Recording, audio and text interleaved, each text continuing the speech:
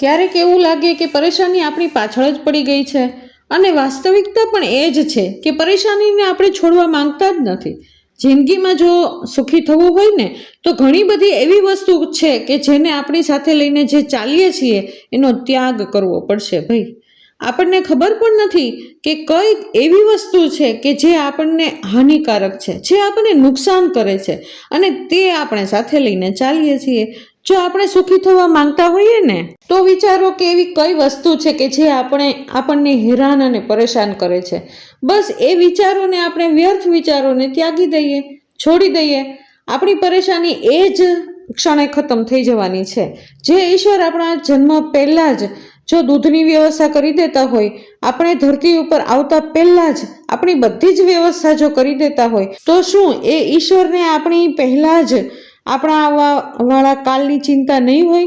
બતાવો. ચાલો, જય શ્રી કૃષ્ણ, રાધે રાધે. કેમ છો બધા? મજામાં જશો? ખૂબ દિલની ઈચ્છા આશા છે કે બધા જ મજામાં હશો. ચાલો, હું પણ ખૂબ જ મજામાં છું અને મારો પરિવાર બધા જ મજામાં છે. ચાલો ત્યારે નવા દિવસની શરૂઆત કરી દઈએ નવા વ્લોગની અંદર. ચાલો ત્યારે દિશાબેન જોયું ને, જતા રહ્યા છે અત્યારે બહાર. ઘરનું બધું જ કામ થઈ ગયું છે, નીચેનું બધું જ કામ થઈ ગયું છે અને ઉપરનું હજી બાકી છે, પરંતુ દિશાબેનને જવાનું થયું બહાર અત્યારે એમની ફ્રેન્ડની સાથે. તો ચાલો, દિશાબેન અત્યારે ઘરનું જે જરૂરિયાત પૂરતું છે એ બધું જ કામ કરીને જતી રહી છે, અને મેં બહારના બધા જ સરસ મજાના ફળિયા તે બધું જ વાળી નાખ્યું છે, અને ઘર એકદમ થઈ ગયું છે ચોખ્ખું. જો નાસ્તો પણ દિશાબેને બનાવી નાખ્યો છે. આજે રવિવાર હતો છતાં પણ દિશા આજે વહેલી ઉઠી છે ને. જો મગ છે, ચણા છે, મઠ છે, શિંગદાણા છે, એને રાત્રે પલાળી દીધા હતા, સવારમાં એક સીટી લગાવી દીધી. ધાનુબેન માટે પણ ઉપમા તૈયાર છે, અને ચાલો ચા અને ભાખરી પણ તૈયાર છે, અને મેં મારી સેવાની પૂર્ણાહુતિ કરી હે ને. ચાલો, ઠાકોરજીને સરસ મજાના સ્નાન અંઘોળ કરાવી દીધા છે, અને મસ્ત એવા જો કેટલા સરસ મજાના ખુશબુદાર એવા ગુલાબ હતા આજે ઘરની અંદર, તો મસ્ત અમે ગુલાબ ધરાવ્યા છે. અને ઠાકોરજીની હવેલી તો એટલી સરસ મજાની સુગંધિત થઈ ગઈ ને કે ન પૂછો વાત. એને રોનક જ કાંઈક અલગ હોય. એને મને ઠાકોરજીના મંદિર પાસેથી દૂર જવાનું મન જ ન થાય. સવારના પોરમાં તો એમ જ થાય કે જાણે હું નિરખ્યા જ કરું, ઠાકોરજીને નિરખ્યા જ કરું. કાંઈ કામ ન હોવા છતાં પણ હું ઠાકોરજીના મંદિર પાસેથી દૂર જઈ જ ન શકું. બતાવો એને જાણે ઠાકોરજીના મંદિરની અંદર લોહચુંબકો હોય એવી જ રીતે મને ઠાકોરજીના મંદિરમાં એટલી મજા આવે ને કે ન પૂછો વાત. એને આ જ સમયે દિશા પણ મારી સેવા પૂજા બધું થઈ ગયું ત્યાર પછી દિશા પણ ઘરે આવી ગઈ હતી, ને એને આજે માર્કેટની અંદર કામ હતું ઘણું બધું, તો એ અને એની ફ્રેન્ડ બની ગયા હતા આજે માર્કેટની અંદર. તો જો ત્યાં આગળથી ઘણી બધી વસ્તુ પણ લઈ આવી છે, અને જેટલી જરૂરિયાત હતી એ વસ્તુ એ લઈ આવી છે. એને આજે સન્ડે છે, અને સન્ડેના દિવસે દિશાને થોડોક મસ્તો ટાઈમ મળી જાય. કિશનભાઈ પણ ઘરે છે, અને ધાનુબેન હજી સૂતા છે. જોયું ને, રૂમની અંદર ધાનુબેન સૂતા છે. ઉપરથી જાગીને આવી ગઈ હતી, એકદમ દોડ આવી ગઈ હતી. પછી નીચે એને સુવડાવી દીધી, કારણ કે કાચી નીંદર હોય ને તો બેન હેરાન પરેશાન કરે. જો ધાનુબેન માટે થઈને સરસ મજાના રમકડા પણ દિશા લઈને આવી છે, થોડુંક મસ્તું કટલેરી લઈને આવી છે, અને એમને જોઈતી હતી એ વસ્તુ લઈને આવી છે, અને એનું કામ જે હતું એ પૂરું કરીને આવી છે. હું અત્યારે આ સમયે માંડી દઉં છું રસોઈ. આજની રસોઈમાં છે દાળ ભાત અને શાક, અને એકાદો આપણે સલાડ બનાવશું અથવા તો સંભારો બનાવશું. ચાલો, સરસ મજાની મેં તુવેરની દાળ મૂકી દીધી છે. તુવેરની દાળની અંદર મેં હળદર, મીઠું અને એક આખું ટમેટું નાખી દીધું છે ફાડા કરીને. ચાલો, કિશનભાઈ પણ આવી ગયા છે આ સમયે નાસ્તો કરવા માટે થઈને, અને ધાનુબેન હજી સૂતા જ હતા ત્યાં સુધીમાં ચાલો આજે શાક કાંઈ છે નહીં તો શાકમાં આજે બટેટા વટાણાનું શાક કરી નાખશું. અને દિશાનું ઉપરનું કામ હજી બધું બાકી જ હતું, કારણ કે સવારમાં વહેલા જતી રહી હતી, એને 8:30 એ નીકળી ગઈ હતી ઘરેથી, એટલે ઉપરનું કામ હજી બધું બાકી હતું. અને કામમાં તો આજે દિશાબેન ઉપર આવી ગયા છે કચરા પોતા, કારણ કે સાક્ષીબેન ગયા છે એમના પિયર, હે ને, એના મમ્મી પપ્પાને ત્યાં આગળ ગઈ છે. કાલ રાત્રે જ ગઈ છે, કારણ કે શનિ રવિવાર 2 દિવસનો એમને મોકો મળે જો એને જવું હોય ને ત્યારે. એને તો આમ તો ક્યારેય જતી નથી, બહુ જ થાય તો જાય. હમણાં કાંઈ તહેવાર કાંઈ એવા આવ્યા નથી કે એને જવું પડે, પણ ઘણા દિવસથી ગઈ નહોતી, તો એણે કીધું કે મમ્મી હું જાઉં જઈ આવું, એક આંટો મારી આવું. તો મેં કીધું કાંઈ વાંધો નહીં, જઈ આવતું પણ. તો ચાલો, સાક્ષીના પપ્પા મમ્મી પણ અહીંયા જ છે, અમરેલીમાં જ છે. એ કાલ રાત્રે ગઈ છે અને આજ રાત્રે પાછી આવી પણ જશે. માના સન્ડેની રાત્રે આવી જશે ને, શનિવારે ગઈ હતી, રવિવારે પાછી આવી પણ જશે. આજે રવિવાર છે તો ચાલો, આજે દિશાબેન ઉપર બધું જ કામ છે. અને ઘરની અંદર અમે 3 જ છીએ, આમ તો 4 છીએ. કિશન છે, હું છું, દિશા છે અને ધાનુબેન છે. નિખિલને બહાર જવાનું થયું છે, બહારગામ જવાનું થયું છે, તો નિખિલભાઈ પણ બપોરે જમવામાં નથી. એટલા માટે થઈને ચાલો અમે 3 જ છીએ અને 3 જણાની જ રસોઈ કરવાની છે. તો ચાલો, દિશાબેને તો ઉપરનું બધું જ કામ કરી નાખ્યું ભાઈ. એને નીચેનું તો એને સવારમાં વહેલી ઉઠી ગઈ હતી, એને નીચેનું તો બધું જ કરી નાખ્યું કામ. એને ઝાપટ ઝૂપટ, કચરા પોતા, ઘણું બધું એવું કામ હોય કે જે કરવાનું જ હોય. આજે ફળિયાને વાળવાનું સ્કીપ કરી દીધું છે, કારણ કે એકલી દિશા જ છે, એટલા માટે થઈને દિશાએ આજે ફળિયા નથી વાળ્યા. અને ચાલો, મારી રસોઈ આગળ વધે છે. મેં દાળ ભાતનું કુકર મૂકી દીધું હતું, દાળ મૂકી દીધી હતી કુકરમાં અને ભાત પણ ચડવા મૂકી દીધા હતા. જુઓ કેટલા સરસ મજાના ભાત પણ બની ગયા છે.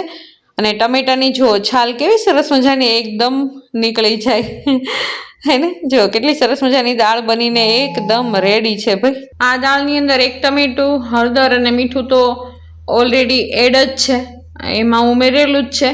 એટલે મસાલા કરતી વખતે પણ ઘણું બધું ધ્યાન રાખવું પડે કે કાંઈક વધારે ન થઈ જાય ને. જો કેટલી સરસ મજાની ઘાટી રગડા જેવી દાળ, આપણી કાઠિયાવાડી દાળ એવી તૈયાર છે. જો લીમડો હતો નહીં, સુકાઈ ગયેલો લીમડો પડ્યો હતો, તો ચાલો એનો પણ ઉપયોગ હમણાં થઈ જશે એને. કારણ કે જો જ્યારે તાજો ન હોય ને તો ચલાવી લેવાનો હોય ને. સૂકા લીમડાની અંદર પણ અતિશય સુગંધ હોય ને. ચાલો, ખાંડની બદલે મેં અંદર નાખી દીધી છે સાકર. જે પ્રસાદીની સાકર આપણે કાયમ ઠાકોરજીને ધરતા હોય ને, ઠાકોરજીને માતાજીને જે ધરતા હોય એ સાકર હોય જ તે. તો એ શાકમાં, દાળમાં જ્યાં આગળ જરૂર પડે ત્યાં આગળ એમને નાખી દઈએ. ચાલો, મેં શાક માટે થઈને તેલ મૂકી દીધું છે.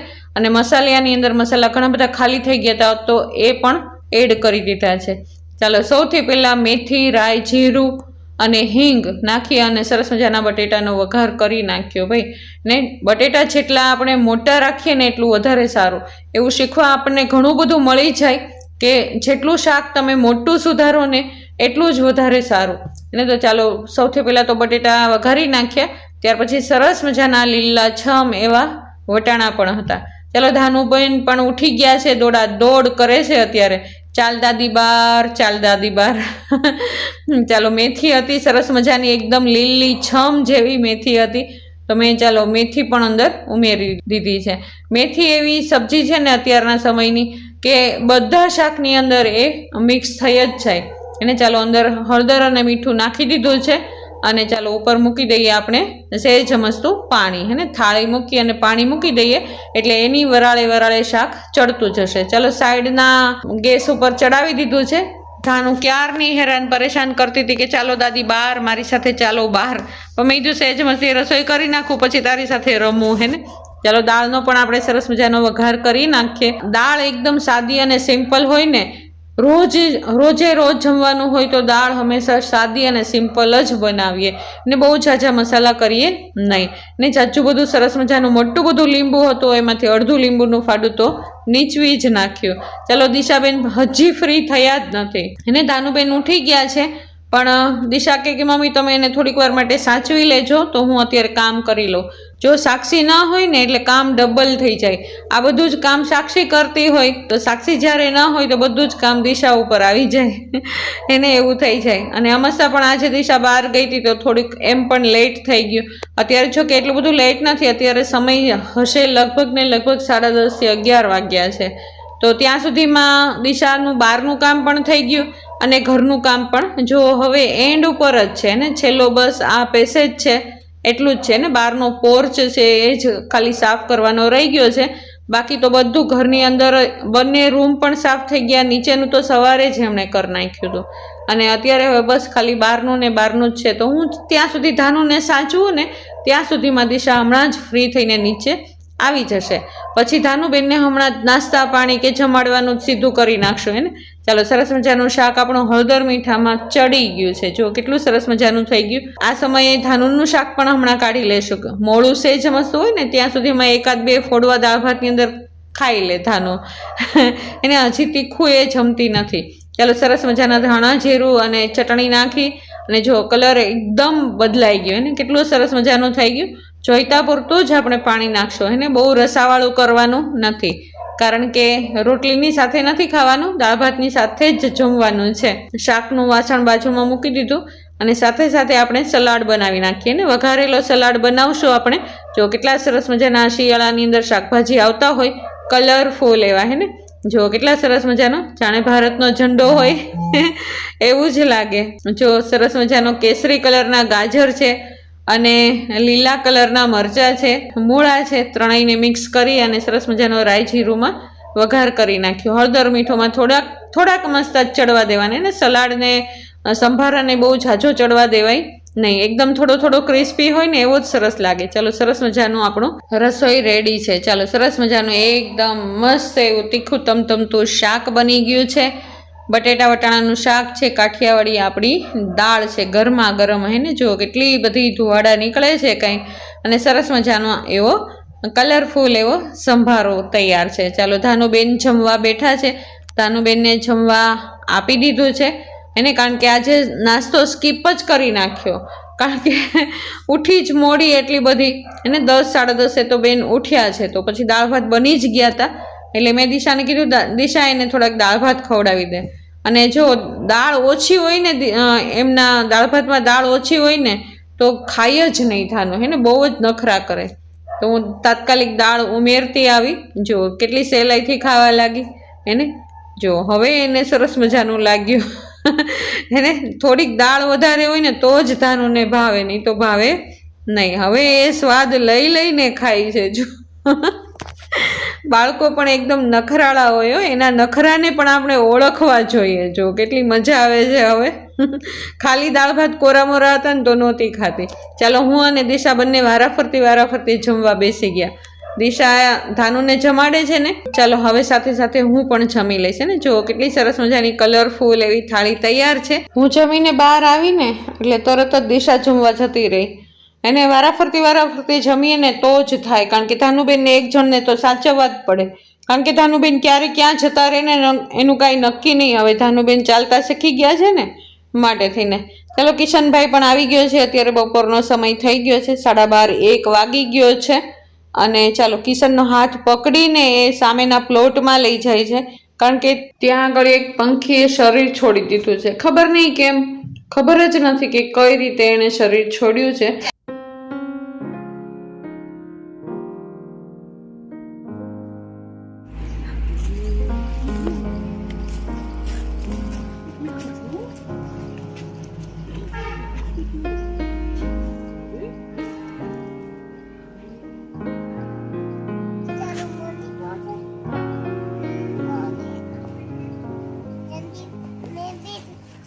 જલ્દી સાજુ થઈ જાય.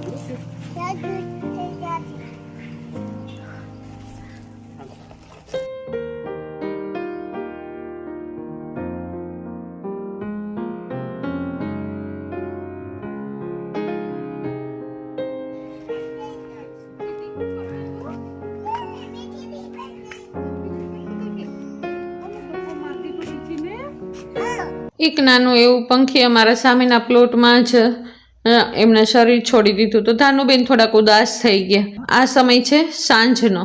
સાંજે દિશાએ મલાઈ સવારે જ તે મેળવી દીધી હતી, તો એ મલાઈનું માખણ બનાવવાનું હતું. તો દિશાબેને લઈ લીધું આ કામ.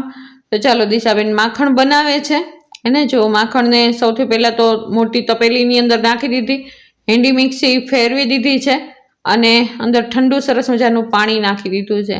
અને પાણી નાખી અને થોડીક વાર માટે થઈને ફેરવે એટલે ઓટોમેટિક માખણ જુઓ કેટલું સરસ મજાનું બંધાઈ જાય હે ને.